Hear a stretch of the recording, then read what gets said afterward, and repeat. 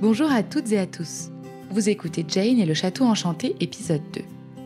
Si Jane et Elsa n'ont pas fini d'explorer leur nouvelle demeure et tous ses secrets, c'est sans doute parce que le château d'Ardelot a une drôle d'histoire.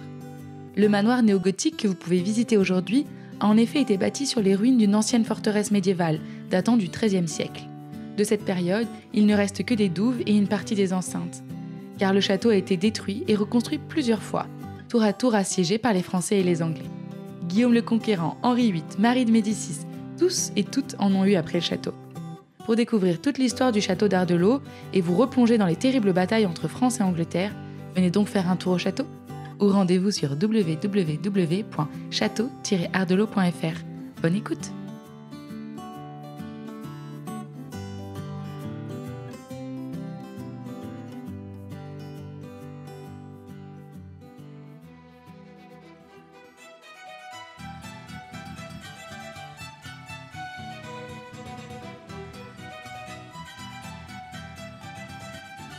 Douze coups résonnent dans les couloirs du château. 12 coups d'horloge et les mystères s'enchaînent.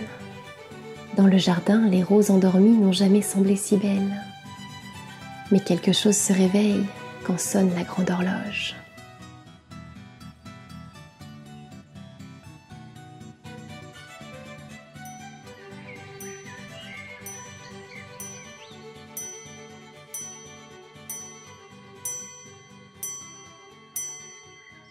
Aux 12 coups de l'horloge, le château semble s'être figé. Lord Clark, Lady Clark et leur fille Jane sont tous les trois assis dans le salon de leur château d'été. Tout semble paisible en cette fin d'après-midi, mais il y a comme un flottement dans l'air. Lord Clark lève un sourcil et regarde sa montre à gousset. Oh, cette horloge est complètement déréglée. Et il est 16h23 et elle vient de sonner 12 fois. Remarque-t-il. William, le majordome, incline la tête, l'air contrarié. « Yes, my lord, je vais tâcher de régler ce problème. » Il ouvre précautionneusement le panneau de bois qui protège le mécanisme de l'horloge et remonte délicatement le ressort. À ces gestes précis, Jane devine qu'il a déjà remonté l'horloge plusieurs fois. Elle repense à ce que lui a dit Elsa, la fille du jardinier. Il se passe des choses étranges ici. On raconte même que le château est hanté dans les environs. Elle secoue la tête. Il en faut plus qu'une pauvre horloge un peu rouillée pour l'effrayer. Elle se hâte de finir son thé et se tourne vers ses parents. « Puis-je aller faire un tour ?» leur demande-t-elle, impatiente de découvrir tous les recoins du château. « Faites donc, my dearest. Mais prenez garde de ne rien abîmer. La plupart des objets du château nous ont été gracieusement laissés par les anciens propriétaires. Et certains ont beaucoup de valeur. » Jane acquiesce et se faufile hors de la pièce. Le grand couloir recouvert de tapisseries vert-bouteille est traversé par un rayon de soleil. Jane suit le rayon comme si elle marchait sur un fil. Elle ouvre une porte. « Tiens, le boudoir !» devine-t-elle en voyant les petits fauteuils, la méridienne et le secrétaire. Jane n'a jamais vraiment compris à quoi servait cette pièce. Elle sait que dans d'autres familles, c'est un lieu réservé aux femmes pour qu'elles puissent discuter tranquillement. Mais sa mère à elle a toujours préféré le fumoir et la table de jeu de cartes. Lady Clark sait qu'il n'y a rien de mieux qu'une partie de whist pour conclure une affaire. Jane poursuit son exploration au rez-de-chaussée. Elle passe par la bibliothèque, le fumoir, la salle à manger où trônent de grands bustes de statues en marbre. Servantes et valets se pressent pour dresser la table du dîner. Jane grimpe les grands escaliers de velours rouge pour monter à l'étage. Les chambres, les antichambres et les cabinets de garde-robe se succèdent. Tiens, la porte de la chambre d'Edward est entr'ouverte, remarque Jane. Elle sait qu'elle ne doit pas déranger son grand frère malade quand il se repose. Mais l'envie de le voir est plus forte. Elle se glisse dans l'entrebâillement de la porte et tombe nez à nez avec Abigail, la palefrenière. C'est elle qui s'occupe des chevaux et des écuries de la famille Clark. D'ordinaire, c'est un métier réservé aux hommes, mais Abigail a grandi dans les écuries. Son père était le palefrenier de Lord et Lady Clark, et lorsqu'il est mort, c'est tout naturellement qu'elle l'a remplacé. Abigail rougit et se met à bredouiller. « Miss Jane, je venais rendre visite à votre frère pour lui donner des nouvelles de Peel, sa jument. Avec le voyage, elle est un petit peu nerveuse. » Jane est étonnée de voir Abigail si embarrassée. Elle sait bien qu'elle et son frère sont amis depuis qu'ils sont tout petits. D'accord. Répond-elle simplement. Abigail se glisse hors de la chambre et Jane s'approche de son frère. Un léger sourire éclaire son visage émacié. « How are you doing, my sir ?» demande Edward en prenant la main de Jane. Fine. Ce château est gigantesque. Est-ce que tu as vu qu'il y avait un labyrinthe dans les jardins? Et j'ai rencontré la fille du jardinier. Elle s'appelle Elsa. Elle m'a dit que le château était hanté, mais je n'y crois pas. Edward sourit. Il aime les visites de sa sœur. Elle arrive à lui faire oublier qu'il est allongé là toute la journée entre les 4 murs de sa chambre. À cet instant, William le majordome rentre dans la chambre. « Sir Edward, c'est l'heure de prendre votre remède. » annonce-t-il en posant un grand verre rempli d'une potion marron sur la table de chevet. « Et vous, Miss Jane, vous êtes attendue pour le dîner. » Jane soupire et se dirige vers la porte. « À bientôt, sister. Et essaye de ne pas te faire dévorer par un fantôme. » lance Edward en souriant. Jane éclate de rire en voyant l'air affolé de William. « Ne vous inquiétez pas, William. Edward plaisante. » le rassure-t-elle dans un clin d'œil. Et elle dévale les escaliers. Jane rejoint la salle à manger et mange son repas sous les regards des statues. Elle observe attentivement les fines rainures du marbre sur les visages impassibles. Le grand chandelier posé sur la cheminée éclaire la pièce d'une lumière orangée. Elle se sent un peu fatiguée. La journée a été longue. Elle monte se coucher dans sa chambre aux lourds rideaux de velours bleu. Alors qu'elle s'apprête à s'endormir, un bruit grave se fait entendre au loin et résonne dans les couloirs du château. Jane tend l'oreille. Non, elle ne rêve pas. C'est l'horloge, souffle-t-elle. Elle jette un coup d'œil à la petite pendule posée sur la table de chevet. Il est 21h08. Elle a encore dû se dérégler. Jane compte les coups dans sa tête. 9, 10, 11, 12. Encore 12 coups. Elle saute de son lit. Cette horloge l'intrigue. À pas de loup, elle descend les escaliers. La salle à manger est déserte, tout est calme et silencieux. Jane passe devant le buste d'une statue et quelque chose retient soudain son attention. C'est étrange. J'ai l'impression que quelque chose a changé dans l'expression de cette statue. Un demi-sourire, une petite ride au coin des yeux, une boucle de cheveux.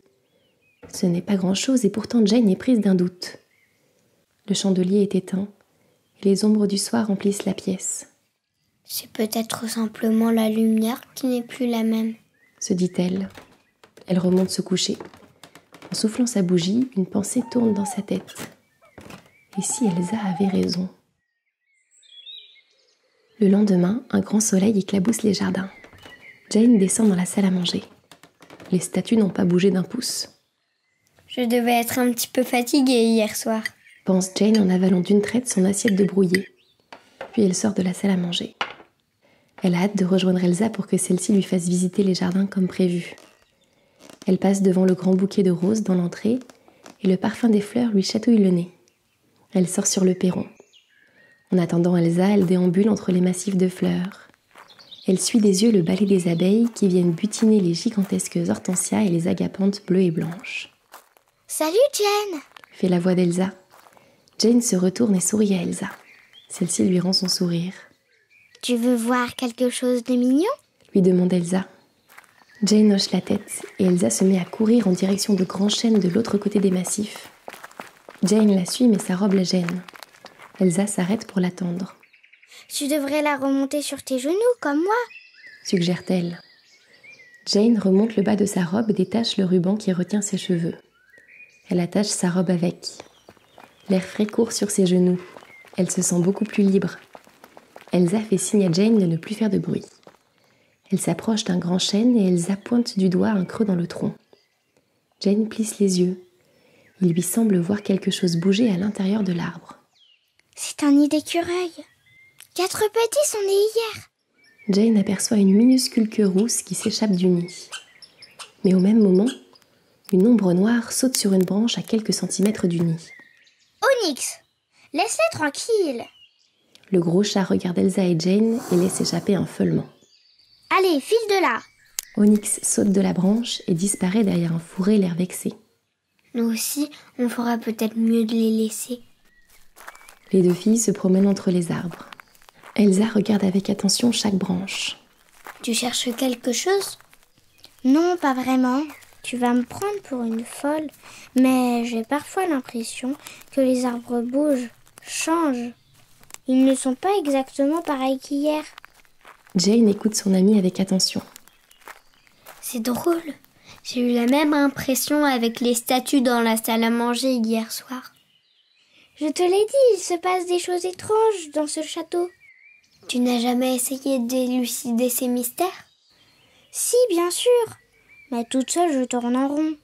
Je remarque des choses, mais je n'ai personne à qui en parler. Et bien maintenant, je suis là. Sourit Jane. Et je suis bien décidée à... Un long miaulement rauque l'interrompt. C'est Onyx. Fait Elsa, la voix un peu inquiète. Et ça venait du labyrinthe. Elle court en direction des allées du labyrinthe et s'engouffre entre les murs de feuilles. Onyx! Onyx! Jane regarde partout à la recherche d'une queue noire ou d'une paire d'yeux verts. Mais rien. Elle finit par s'arrêter un peu essoufflée. Un courant d'air traverse le labyrinthe et soulève ses cheveux. Elle a l'impression que le vent porte avec lui un murmure, un bruit lancinant. Mais est-ce que ça ne sera pas l'horloge qui sonne encore? Elle se retourne. Elsa n'est plus derrière elle. À la place, il y a un mur d'épais feuillage. Je ne comprends pas. Elsa était là il y a 3 secondes. Elle regarde à droite, à gauche, mais elle ne reconnaît pas les allées qu'elle vient de prendre. Elsa! Elsa! La voix de son amie lui parvient de loin. Jane! Jane, où es-tu? Là! Jane! Jane avance entre les arbustes, mais elle n'arrive pas à se guider avec la voix d'Elsa. Celle-ci lui semble venir de plus en plus loin. Elle tourne à droite, à gauche, puis de nouveau à gauche, mais elle n'entend plus Elsa. Elle est seule, au cœur du labyrinthe. Les allées partent de tous les côtés.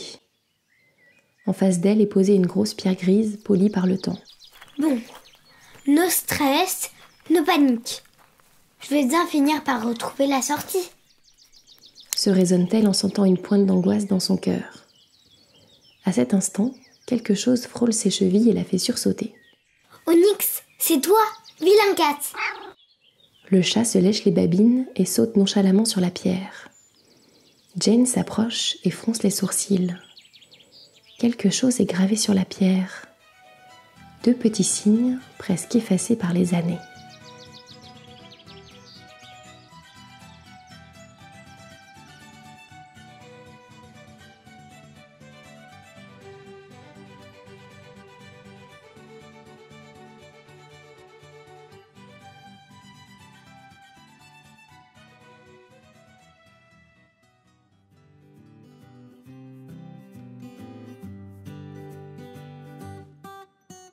Vous venez d'écouter une histoire d'Envolée Conté, une création originale écrite par Lucille Petit. Pour nous soutenir, mettez-nous 5 étoiles sur Apple Podcast et retrouvez-nous sur Instagram à @envoléconté. À très vite!